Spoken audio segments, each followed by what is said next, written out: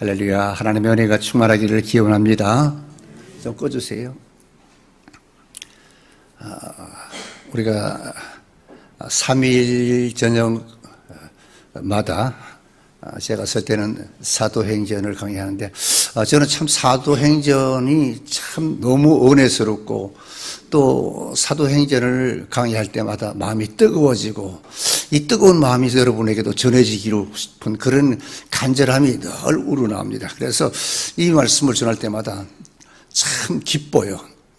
이 기쁨이 여러분에게 얼마나 전가될지 그건 잘 모르겠습니다만 말씀을 듣는 여러분에게도 저와 같은 그런 은혜, 그런 그 충만함이 넘치기를 주의 이름으로 축원합니다.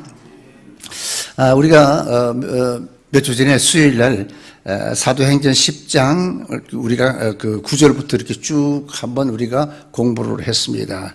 근데 지난 주간에 지난 수요일에 했던 그 말씀을 하나로 우리가 요약해서 말씀한다면 하나님께서 인류를 구원하시고자 하는 그 열화와 같은 마음을 가지고 예수 그리스도의 십자가의 구속을 통해서 이스라엘을 구원하시고 또 그들에게 성령의 부어주심으로 땅끝까지 복음을 전파해서 이방인들을 구원하게 하셨다는 것입니다.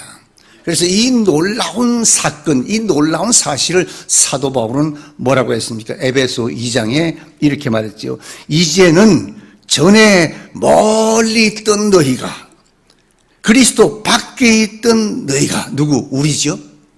이방인이었던 너희가, 소망도 없고 구원도 없던 너희가 이제는 예수 그리스도 안에서 그리스도의 피로 가까워졌느니라. 다시 말하면 구원받았다. 바로 그 소리 아니겠습니까? 사도 바울은 그렇게 표현을 했습니다. 그분은 우리의 화평이신지라 둘로 하나를 만들사 중간에 막힌 담을 흐시고 한 새 사람이 되어 화평하게 하시니라.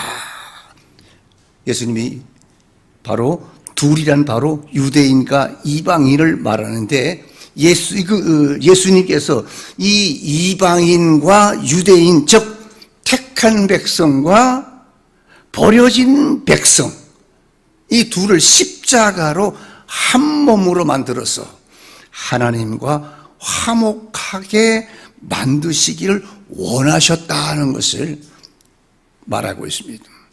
그리고 이것을 위해서, 이 일을 위해서, 이 사역을 위해서 하나님은 어떻게 했습니까?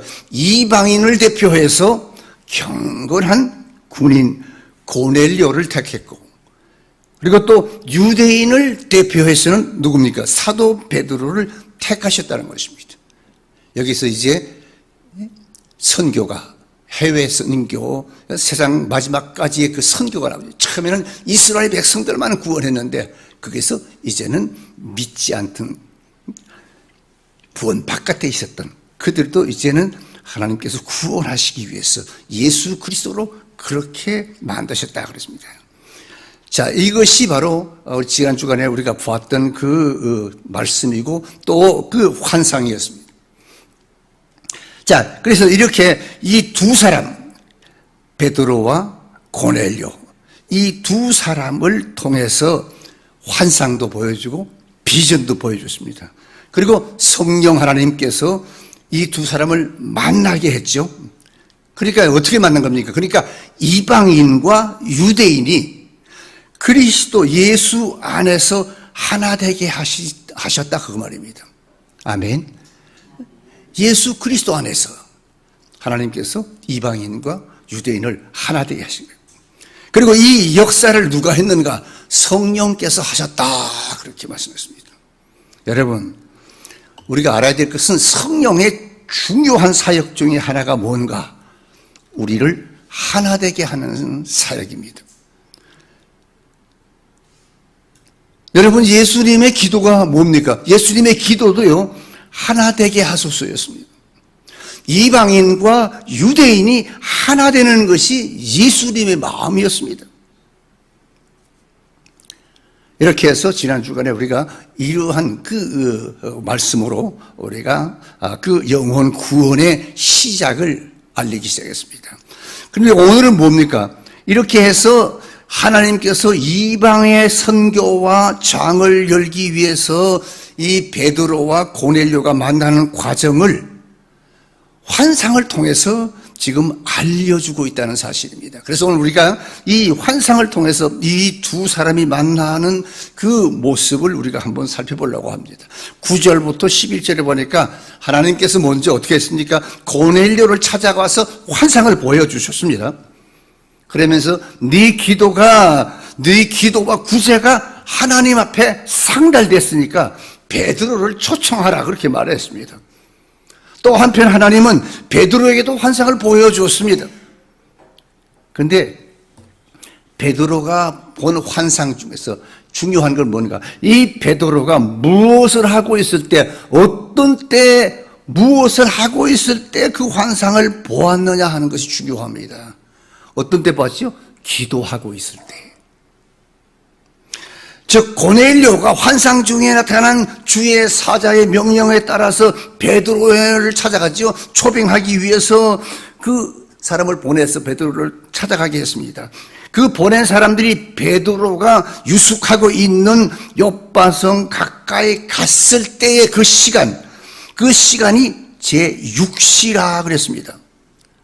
그러니까 그 시간엔 바로 베드로가 뭐 하는 시간인가? 피장 시몬의 집 다락방에 올라가서 기도하는 중이었다는 것입니다.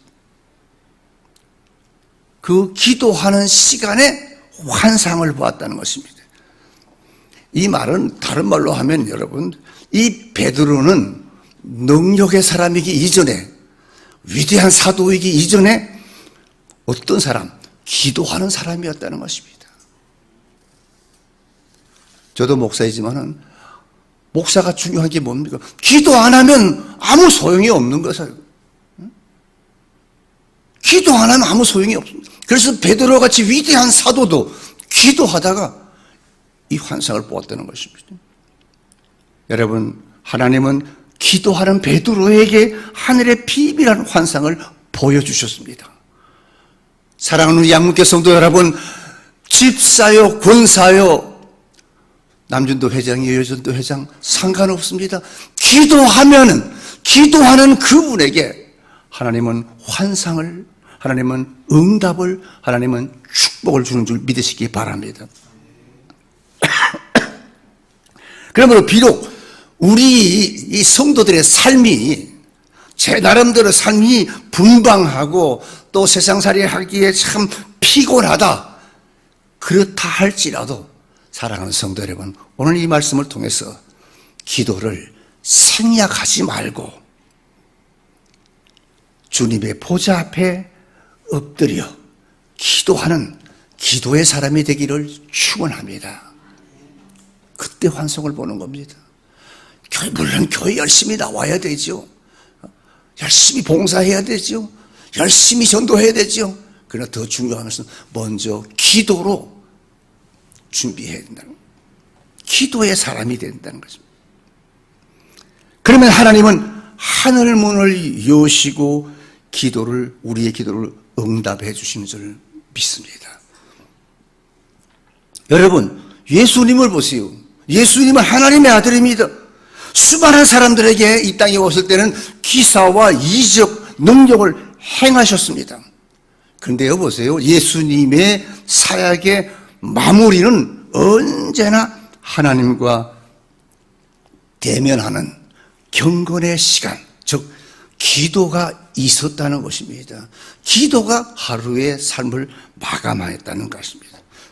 또 시몬 베드로도 그랬고, 스데반도 역시 그랬고, 바울이 그랬고, 바나바가 그랬고, 사도행전의 모든 사람들은 다 기도하는 사람이었습니다. 그런 거로 우리 양문께 사랑하는 성도 여러분 모두도 기도하는 기도의 사람이 되기를 주의 이름으로 축원합니다. 기도가 참 어렵지요. 참 힘들지요. 힘 안 들면 누가 그 기도를 하라고 하겠습니까? 힘드니까 하는 것이고. 사랑하는 성도 여러분, 조금 피곤해도, 조금 버거워도 시간 나와서 기도하고, 잠깐이라도 나와서 기도하고. 우리가 여러분, 세상에 내가 해야 할 약속이나 내가 해야 할 일들에 대해서는 얼마나 우리가 허용력이 많습니까? 당연히 가야 하고, 당연히 만나야 하고, 당연히 뭘 해야 하고 하는데, 주님과의 만남, 주님 앞에 나와 기도하는 거, 주님 앞에 나와서 헌신하는 거, 주님 앞에 나와서 주님의 이름으로 나가서 전도하는 것은 너무 인색합니다, 사실.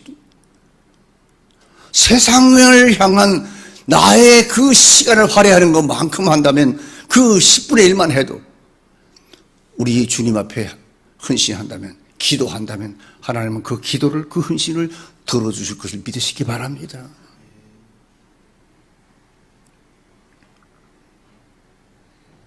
여러분, 그리스도인들은 물론 얼마나 많은 일을 하느냐, 그것도 중요하지만 그보다 더 중요한 것은 바로 뭔가 얼마나 많이 기도하느냐는 것입니다.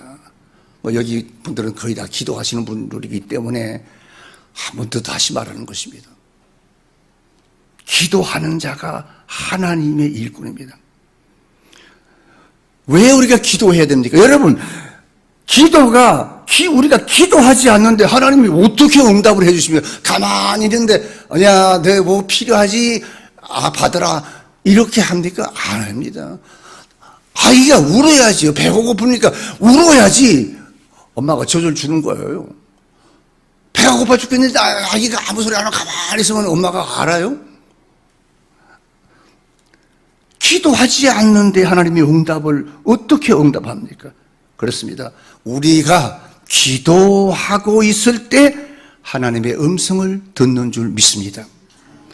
환상을 볼 수가 있는 줄 믿습니다.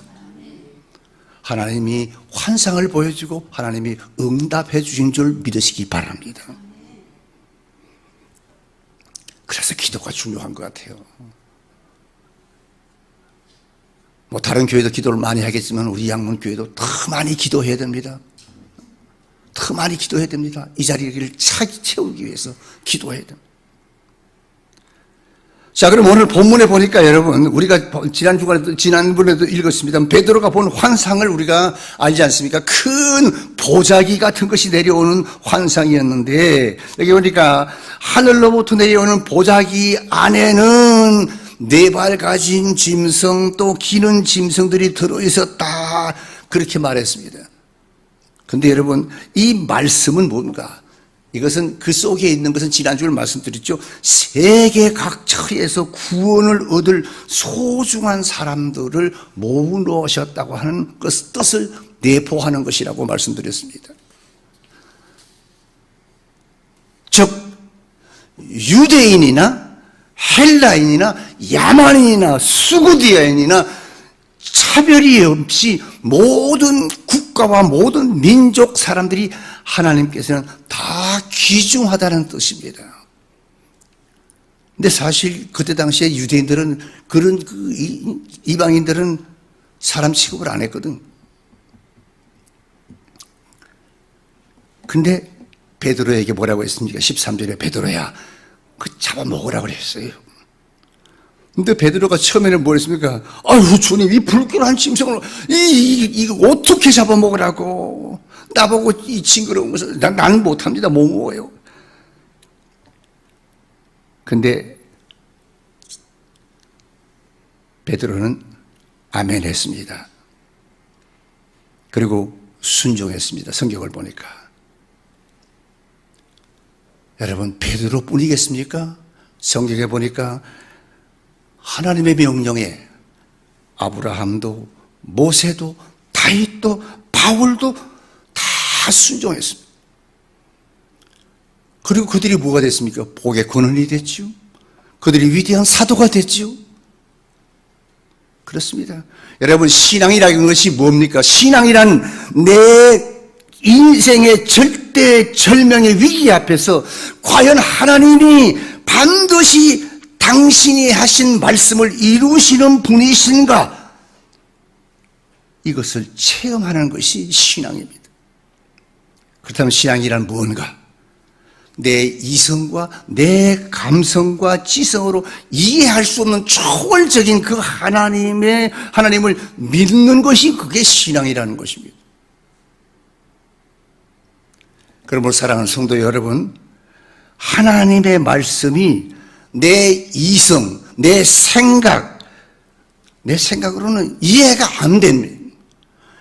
이해할 수 없다 할지라도 하나님의 말씀이라면 여러분, 우리가 아멘하고 순종하기를 축원합니다. 그러면 우리도 베드로와 같은 이러한 체험을 할 줄 믿습니다.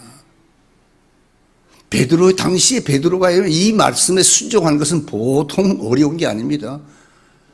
대대로 지켜오던 그 유대인의 법, 그 테두리를 벗어나서 이것은 상상할 수 없는 그런 상황이었습니다. 근데 여기 또 중요한 게 한 가지 있습니다. 10절에. 여기 보니까 10절에 보니까 시장하여 먹고자 하며 사람들이 준비할 때 비몽사몽간에라고 그랬습니다. 여기 베드로가 지금 몹시 시장기를 느끼고 있습니다. 이런 시장기를 느끼고 있을 때 하늘문이 열리면서 큰 보자기 같은 그릇이 내려오는 환상을 보지 않았습니까? 그러므로 여러분 10절에 여기 시장하여 먹고자 하며라는 이 말씀을 우리가 잘 묵상해 봐야 됩니다.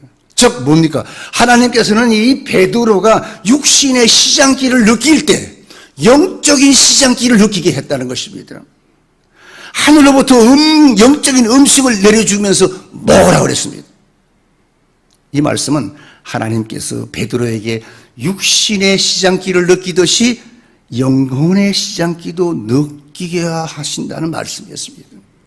그리고 이 말씀은 하나님께서 영혼 구원을 얼마나 목말라 하는지 짐작할 수가 있다는 것입니다. 사랑하는 성도 여러분, 한 사람의 영혼 구원이 얼마나 귀중한 거예요. 요한복음 4장에 보니까 예수님께서 유대를 떠나서 갈릴리로 가시다가 사마리아로 동행하다가 수가성에 있는 야곱의 우물 곁에서 쉬고 있을 때 한 사마리아 여자가 물 길러 왔다고 그랬습니다. 예수님께서 물 좀 달라고 하면서 말씀하기를 이 물을 먹는 자마다 다 목마르리니와 내가 주는 물을 마시는 자는 영원히 목마르지 아니하리니 나의 주는 물은 그 속에서 영생하도록 솟아나는 샘물이 되리라 하면서 예수님의 그 사마리아 여인에게 복음을 전했습니다. 그리고 27절에 보니까 이때 제자들이 동네에서 음식을 구해서 돌아와서 가로되 라삐여 잡수시옵소서 배고플 텐데 그렇게 말했을 때 주님께서 뭐라고 그랬습니까? 내게는 너희가 알지 못하는 먹을 양식이 있느니라 그랬습니다.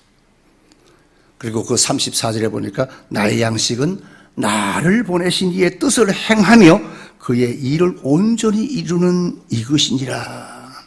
그러면 여러분 예수님의 영적 음식은 뭐라고요? 영혼 구원이라는 것이었습니다. 여러분 우리가 육신의 시장기를 느끼면서도 영혼의 시장기를 느끼지 못하는 분들이 얼마나 많은지 모른다는 것입니다. 사랑하는 성도 여러분, 이 시간 불신 영혼을 영생하도록 솟아나는 샘물이신 예수님께로 인도하는 영적 배부름이 여러분에게도 있기를 주의 이름으로 축원합니다. 영혼 구원의 그 배부름. 솔직히 여러분 우리가 한번 생각해 보십시다. 우리가 예수를 믿고 지금까지 과연 몇 명이나 영혼을 구원했는가? 주님 앞에 많이 부끄러워지지 않습니까?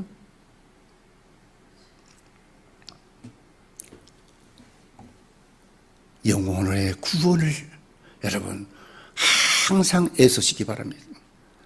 나만 예수 믿고 교회 나와서 열심히 신앙생활하는 걸로만 만족하지 말고 이제는 영혼의 목마름, 영혼의 그 배고픔을 우리도 느껴야 됩니다. 그리고 한 영혼이라도 주 앞으로 인도해야 됩니다. 그리고 또 한 가지 중요한 것은 이 환상은 뭡니까?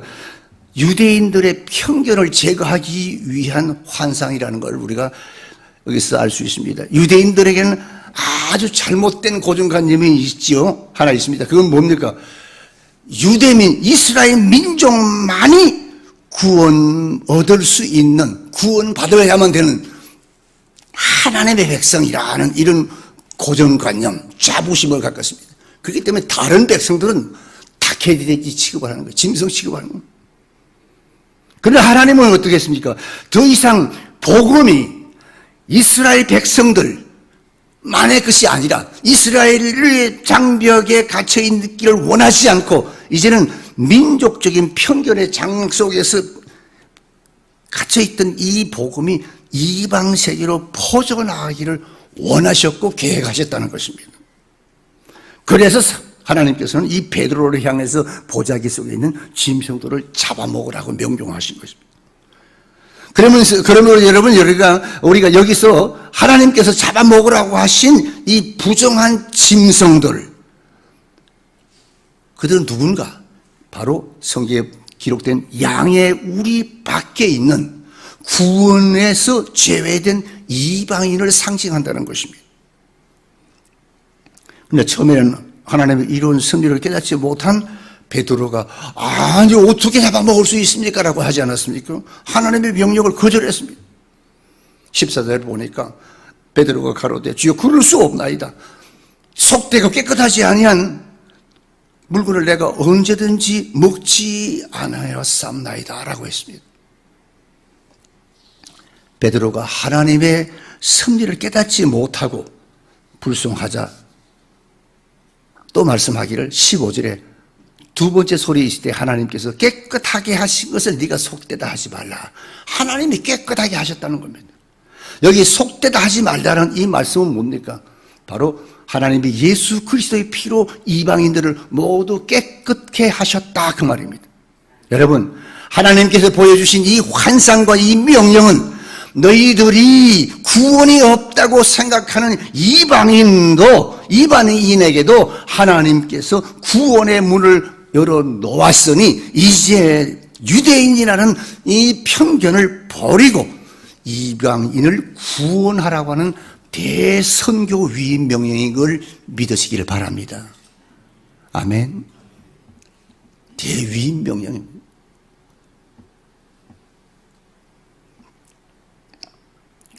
실제로 여러분 예수님 당시에 바리새인들을 보시기 바랍니다. 그들은 하나님을 가장 잘 믿는 자로 자처했습니다. 그래서 안식일에 예수님께서 병자를 고치자 뭐라고 했습니까? 율법을 범했다고 책을 잡고.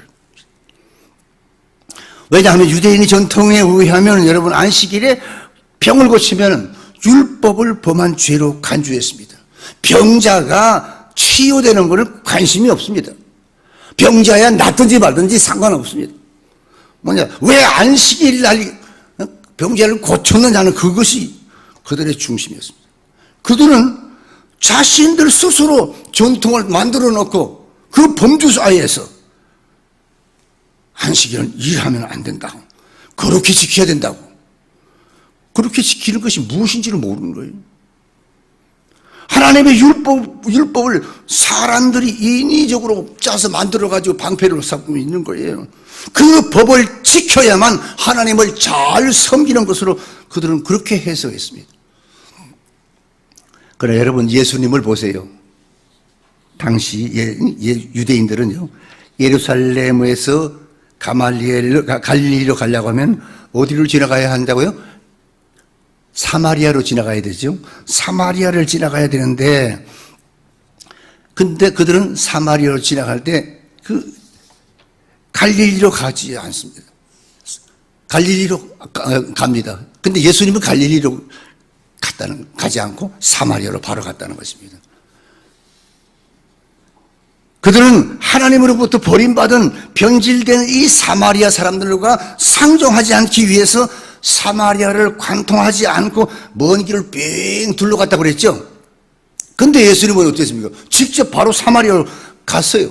그리고 그 사마리아의 우물가에서 여인에게 복음을 전하지 않았습니까? 구원의 은총을 베풀어 주셨습니다. 그러니까 예수님께서 직접 편견을 깨뜨리신 것입니다. 이제 더 이상 유대인이나 이방인, 더 이상 이 성별, 인종의 차별은 없어졌다는 뜻을 예수님께서 실천해 보여주셨다는 것입니다. 그래서 예수 안에서 이제는 둘이 하나가 됐다는 것입니다. 하나님께서 막힌 담을 흐시고 휘장을 찢으시고 둘을 하나로 만드셨다고 하지 않았습니까? 그렇습니다. 하나님께서 스스로 편견을 깨뜨리신 것입니다. 그러므로 예수 그리스도 안에서 어느 누구도 이제는 구원받지 못할 사람이 없습니다. 흑인도 백인도 황색인도 모두가 다 하나님께서 깨끗하게 하신 영혼들이라는 것입니다. 흔히 우리 예수 믿는 사람은 그러죠. 아이고 우리 집사람은 안 됩니다. 우리 남편은 안 됩니다. 그거는 주님의 말씀을 잘못 해석하는 것입니다. 됩니다. 내가 꾸준히 기도하지 못했기 때문이죠. 내가 전도하지 못했기 때문입니다. 예수 안에 누구도 구원받지 못할 사람은 없습니다. 그러므로 여러분, 우리 그리스도인들은 사도 바울처럼 때를 얻든지 못 얻든지 하나님의 명령을 준행하여 불신 영혼을 구원하는 전도자들이 되기를 주의 이름으로 축원합니다. 그래서 어떻게든지 여러분 이 자리를 한번 바라보세요. 얼마나 쓸쓸하겠습니까? 제가 봐도 그런데 주님이 보았을 때는 얼마나 쓸쓸하겠습니까? 한 영혼 구원을 위해서 우리가 생명을 한번 걸어보자는 것입니다.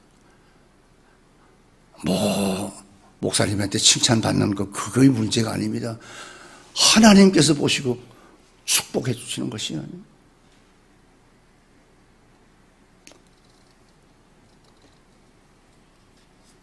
17절 18절을 보세요.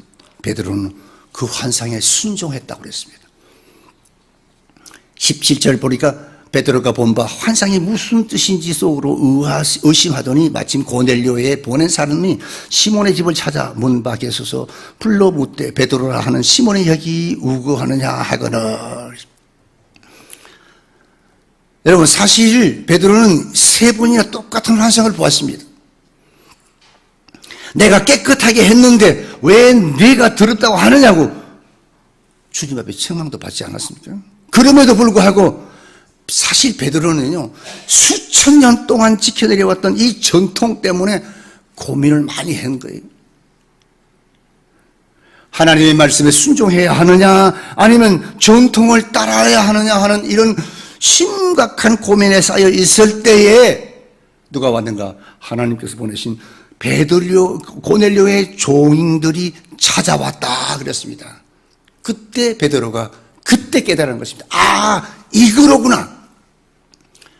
바로 정확한 그 시간에 성령께서 베드로에게 말씀하셨죠. 19절 20절에 말씀했습니다. 뭐라고 했습니까? 베드로가 그 환상에 대하여 생각할 때 성령께서 저에게 말씀하시되 두 사람이 너를 찾으니 일어나 내려가 의심하지 말고 가라. 내가 저희를 보내었느니라. 내가 저희를. 성령님이 친히 말씀했습니다. 뭐라고? 의심하지 말고 함께 내려가라. 사실 베드로는 미처 깨닫지 못했습니다. 이 환상은 하나님이 베드로와 고넬료의 만남을 위해서 예비하신 하나님의 그 이벤트라고 하는 사실을 몰랐던 것이죠. 근데 이 환상을 본 후에 이 고넬료가 보낸 하인들이 오므로 말미암아 자기를 청함으로 말미암아 이것이 하나님의 역사로구나. 하나님의 그 응답이로구나. 드디어 베드로는 이방인에게 복음을 증거하라는 하나님의 그 선교의 환상을 본 후에 깨닫게 된 것입니다. 그래서 자신에게 들려온 성령의 말씀에 그래서 조건 없이 순종했던 것입니다. 여러분, 성령의 감동에 순종하는 신앙이 살아있는 신앙입니다. 죽은 신앙은 아무 감동이 없습니다. 내 생각뿐입니다. 죽은 신앙은 그래서 환상도 계시도 없습니다. 신앙은 여러분 내가 어떤 이론을 믿는 것이 아닙니다. 어떤 철학을 믿는 것이 아닙니다. 관념이 아니라 삶입니다. 그래서 21절에 보니까 베드로가 내려가 그 사람들을 보고 가로되 내가 곧 너희의 찾는 사람이니 너희가 무슨 일로 왔느냐. 이것은 여러분 성령께서 지시하신 내용을 확인하는 질문입니다. 그랬더니 22절에 저희가 대답하되 백부장 고넬료는 의인이요 하나님을 경외하는 자라 유대 온 족속이 칭찬하더니 저가 거룩한 천사의 지시를 받아서 너를 그 집으로 청하여 말씀을 들으려 하느니라 한데, 고넬료가 보낸 종들은 주인이 하나님께 기도하는 중에 주의 거룩한 천사가 지시하기를 베드로 사도 당신을 청하라 하셨습니다. 그가 너와 온 집에 구원 얻을 말씀을 네게 이르리라 하시기로 주인이 우리를 당신에게 보내어 당신을 모셔오라 하셨나이다 라고 주인을 소개하고, 그리고 주인에게 임한 그 환상과 베드로를 초대하게 된 경위를 설명했습니다. 종들의 정언을 들은 이 베드로는 드디어 환상에 대한 의문이 완전히 풀렸습니다. 그래서 고넬료의 초청에 응하기로 결정했다고 성경은 말하고 있습니다. 여러분, 전도자는 하나님의 명령에 절대 순종하는 자세가 되어 있어야 합니다. 절대 순종. 베드로가 이 환상을 본 후에 곧바로 순종하지 않았습니까? 성경에 보니까 환상을 본 후에 생각하다가 묵상하다가 기도하다가 순종하는 것이 아닙니다. 즉시 순종하고 떠났다고 그랬습니다. 그렇습니다, 여러분. 전도자는 하나님이 말씀하면 곧 아멘입니다. 곧 아멘하고 순종해야 됩니다. 그것이 뭐냐? 그것이 믿음이야. 베드로가 성령의 말씀에 아멘하고 순종하는 것 결과 고넬료와 그 가족이 모두 구원받지 않았습니까? 근데 우리는 교회에서 자주자주 그 소리 듣지 않습니까? 자, 우리가 전도운동입니다. 주일마다 또 토요일마다 전도합시다. 전도해서 그러면 애쓰고 힘쓰고 해서 한 영혼을 구원해요. 한 영혼을 모셔다 놓습니다. 그러면 얼마나 기쁩니까? 얼마나 즐겁습니까? 그러면은 가슴이 두근거리는데, 어떤 사람은 다음 주일 또 나올까? 그 사람이 초치는 거예요. 자기는 하지도 못하면서. 그분이 나오도록 기도하고 서로 기도합시다 하고 그냥 그렇게 다음 주일에도 나오도록 기도하자고 이렇게 해야 되는 거예요. 그렇지 않으면 교회가 부흥이 안 돼요. 전도가 안 되는 거예요. 내가 못하면 내 이웃이 해온, 우리 성도들이 해온, 집사님들이 권사님들이 해온 그 영혼을 위해서 기도하고 그 영혼을 위해서 관심을 갖고 이렇게 해야 교회가 한 마음 한 뜻이 돼서 교회가 부흥되는 겁니다.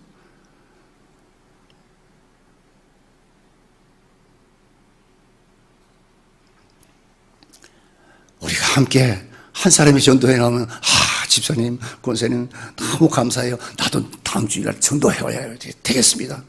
이렇게 서로 손을 맞잡고 서로 마음을 맞추면서 해야 교회가 부흥되는 겁니다. 사랑하는 성도 여러분, 지금도 하늘로부터 그릇은 내려오고 있습니다. 지금도 내 앞에 내려오는 그릇의 환상을 나로 하여금 보게 하는 것입니다. 하나님은 보게 하십니다. 그것이 사랑하는 내 남편이 될 수도 있고 내 자녀가 될 수 있고 내 부모가 될 수 있는 겁니다. 하나님께서 보자기 같은 것을 내게 환상을 보여주는 겁니다. 그때 우리도 베드로처럼 바울처럼 아멘 순종해서 내 가정에서 일가 친척에서 내 이웃에서 찾아가서 그 한 영혼을 주님 앞으로 인도해서 우리 믿음의 한 형제 자매가 구원받는, 성령의 힘으로 구원받는 이런 놀라운 역사가 우리 교회 속에서 뜨겁게 쉽게 일어나고 그것이 현실화되어서 이 자리가 차고 넘치는 그런 놀라운 축복이 일어날 줄 믿습니다. 일어나기를 축원합니다.